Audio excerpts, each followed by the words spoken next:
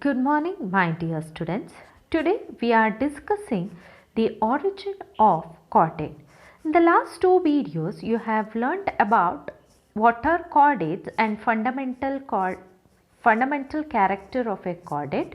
Along with that, you have learnt about the detailed classification of chordata. And this class you are going to learn about the origin of chordata. That means how exactly the chordate have been evolved. So this chordata have been evolved during, that is a 500 millions ago, during Cambrian explosion.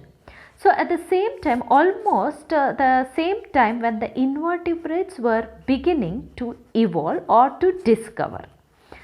So there are so many theories has been put forward where how exactly the origin of chordates have taken place. Chamberlain in 1900, they have evolved from some freshwater forms. So he also pointed that all the modern chordates what you see, they possess or they have the glomerular kidneys.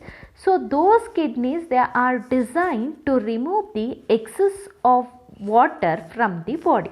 So this is what the Chamberlain based theory.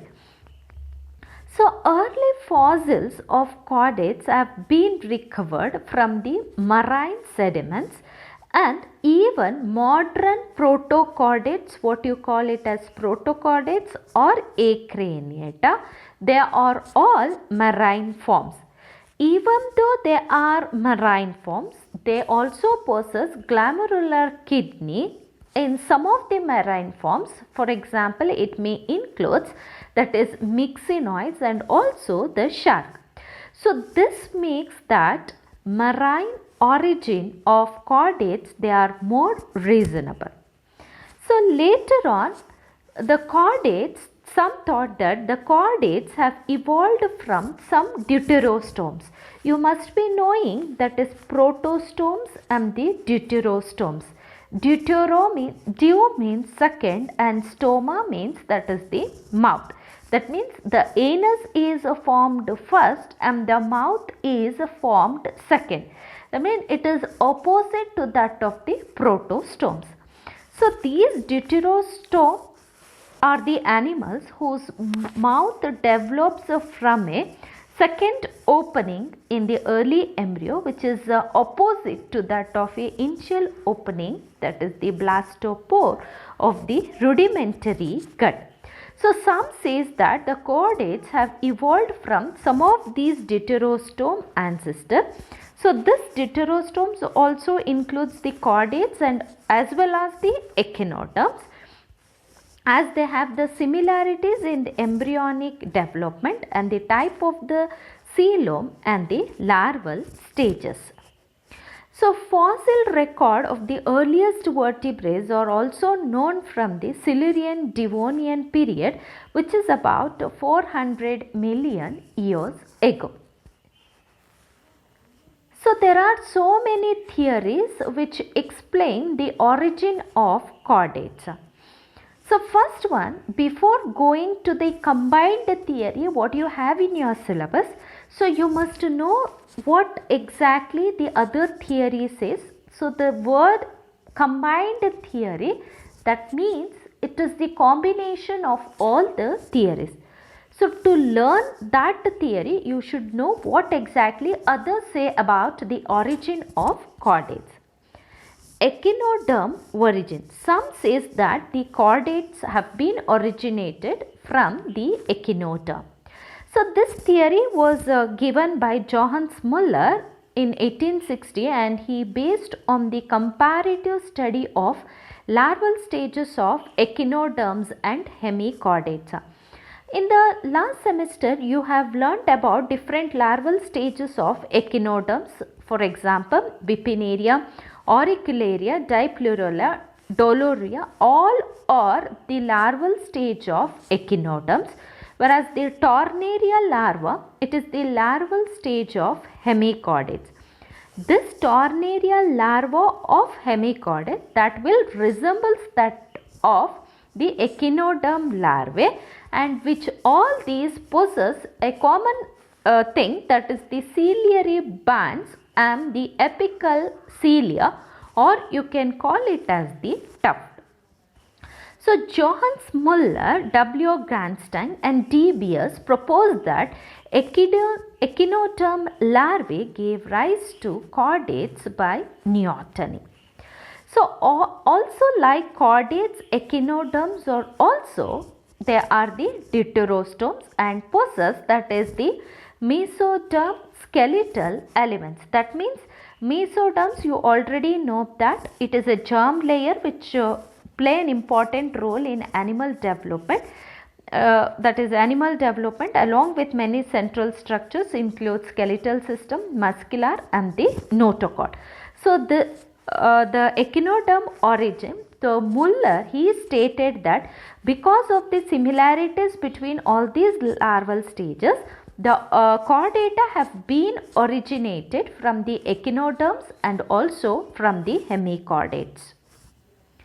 So next one, that is hemichordate origin. This was said by Romer in 1959, suggested that the ancestral deuterostomes were sedentary tentacle feeders whose mucus laden ciliated tentacles they serves to trap the plankton as they were waved in the water. As they do the modern lophophorids, that means, so these are the organism which consisting of, that is the spiral feeding structure that form a crown on the head. And like other one, that is the Pterobranchia hemichordate, that is a small worm shaped animals which belongs to the hemichordata, Cephalodiscus and Rhabdopleura. So this all Cephalodiscus, it is a invertebrate genus which lies in the secreted tubes, and the Rhodopleura, that is a marine worm shaped animals which is also invertebrate. So like that, after that, by some mutation, these pharyngeal gill slits, they have evolved in these ancestors, which made the pharynx seal-like to trap the planktons as the water current passed through it. So later on, the existing pterobranchs, that is hemichordata, possess both ciliated arms whereas the pharyngeal gill slits. The tornarial larvae of hemichordae show phylogenetic relationship with echinoderm larvae, and hemichordata also show affinities with the chordates. So the main thing, what exactly hemichordate origin, what they say that the Romer he suggested that some of the ancestral deuterostomes were sedentary, they were tentacle feeders, where exactly they used to trap the plankton as they wave in the water. So by some mutation, these pharyngeal gill slits, which is one of a character of a chordate that have been evolved from the ancestor, that made the pharynx seal-like structure to trap the plankton as the water current passed through it. So this is a main highlight of hemichordate origin. Next one, that is the urochordate origin. So W. Gangston in 1928 and N.J. Burrell gave importance to the tadpole-like larvae of urochordates, so that they will typical chordate character, which carries the typical chordate character, whereas the notochord in the tail along with the segmented myotomes and dorsal hollow nerve cord, sense organs and pharyngeal gill slits. So Gangston in 1928 suggested that the chordates evolved from some sessile filter feeding urochordate by the larval stage, evolving into adult, that is by neoteny, and by losing the secondary adult stage. So urochordata, that means where exactly the notochord which is present in the tail and along with it consisting of the segmented myotomes, and also it consisting of nerve cord, sense organ and the pharyngeal gill slits. So this makes them that the Gangston suggested that these chordates, they have evolved from the, that is the filter feeder, what we call it as the urochordate by larval stage. So the fourth one, that is cephalochordate origin. So here Chamberlain in 1900 studied the primitive and advanced characters of cephalochordata. Cephalon means head, chordata means chorda, and proposed that while existing cephalochordates possesses all chordate characters in typical state. That means all the protochordates, they have possess the chordate characters. They show some primitive features of non-chordates such as absence of head, the heart, head, sense organ, respiratory pigment, filter feeding mode of food capture, and the excretion, it takes place by the, that is solenocytes, nothing but the flame cells which acts as excretory structures. So the very good example for cephalochordata, those are Amphiaxis. Like fossils show streamlined, ribbon shaped, 5 cm long body which is having a notochord in the posterior to 2/3 of the body, and also it continues and it is having myomeres. That means what we call it as the myotomes or segmented muscle. It has a small head with 2 tentacles and gill slits in the neck region. By looking at all these characters, some says that is the Chamberlain has suggested that these chordate have been originated from the cephalochordata, which consisting of some of the advanced characters. So the fifth one, which is the last theory, and what you have, it is the combined theory. So it is a very important theory, that is E.J.W. Barrington in 1965 combined all the above theories. For example, starts with that of, that is urochordate origin, hemichordate origin and cephalochordate origin, and proposed that the common ancestor of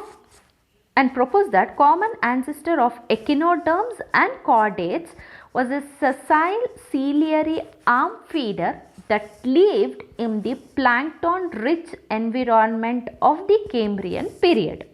So he concluded that, so the common ancestor for the echinoderms as well as the chordates, they were the sessile ciliary arm feeder. They used to live in the plankton rich environment of Cambrian period.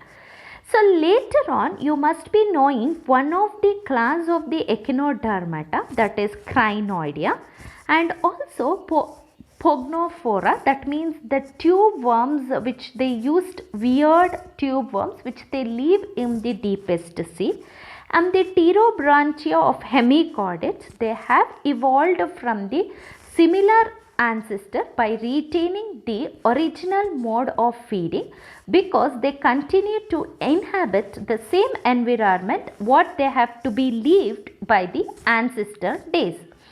So he concluded that where these echinodermata, hemichordata, they have the same food habit, that means their feeding habit, because of that they inhabit the same environment what they have the ancestor. So next one, pharyngotomy, that means what exactly we call it as the perforation of gill, that is the pharynx with gill slits. So this must be evolved in large number of groups at that time, so which must have been much more superior method for gathering of food by filtering the water through pharynx as compared to ciliated arm feeding. So hence the sedentary proto-ascidians of that time, proto-ascidians means the first formed ascidians of that time, they have lost the ciliated arm feeding and they have adopted, that is, pharyngeal filter feeding as the only method of food gathering. So here is the diagrammatic picture which shows about the chordate evolution. You can have a look at that. So sometimes later when the plankton population in the water body, they have declined, when there is no food to eat, they have to change over. Because of that reason, free swimming tailed larvae of these urochordates, they did not metamorphose and become a neotenic adult. That means neoteny, it is nothing but when they have to change from larva to adult stage, there will be no metamorphosis takes place. That means we call them as neotenic adult, since free swimming mode was superior in food searching at the time of food scarcity. So the cephalochordate like ancestor, they have evolved by perfection and expansion of chordate characters that have already present in the ascidian tadpole larva. We are going to discuss in the next, that is when we are discussing with the urochordata and the cephalochordata, you are going to learn about all these, the characters what you see in the ascidians. So along with that, already they have some of the fossils of such primitive chordates, for example, that is Pichia grallens from mid-Cambrian. They are the example for extinct, that is the primitive chordata. So here in this picture you can clearly see the diagrammatic representation, that is a primitive sessile arm, that is the feeder, what we call it as prognophorans, and later on during the development they have evolved or they have been developed with the primitive echinoderms and the pterobranchia, and then they have been shifted from arm feeding to the, that is the later feedings, that is the primitive sessile gill feeder, that what we call it as proto-ascidians, nothing but which comes under the urochordata. Later they have evolved to form econworms. You already know that is the hemichordata. Here you can see the primitive ancestral ascidians. Later on, when there is a scarcity of the food, they have to switch over for something. So they have developed free swimming larva, and this free swimming larva has been developed during the course of time. So there are two, that is the thing which has happened, that is the primitive ancestral ascidians, they have given that is the for the development or evolution of free swimming larva along with the advanced tunicates, that is what we call it as urochordates, and the free swimming larvae, they become the sessile adult stage that has been lost, and you can see that is the primitive vertebrates that have been developed, and along with that is lancelet, that what we call it, which comes under the example, that is the cephalochordata, that commonly called it as branchiostoma. So this how this is exactly which is given by Barrington, where he combined all the theories, starts with that is hemichordate origin, urochordate origin and cephalochordate origin, and he later proposed a theory what we call it as the combined theory. He combined all the theories and he stated, which is shown in the diagram.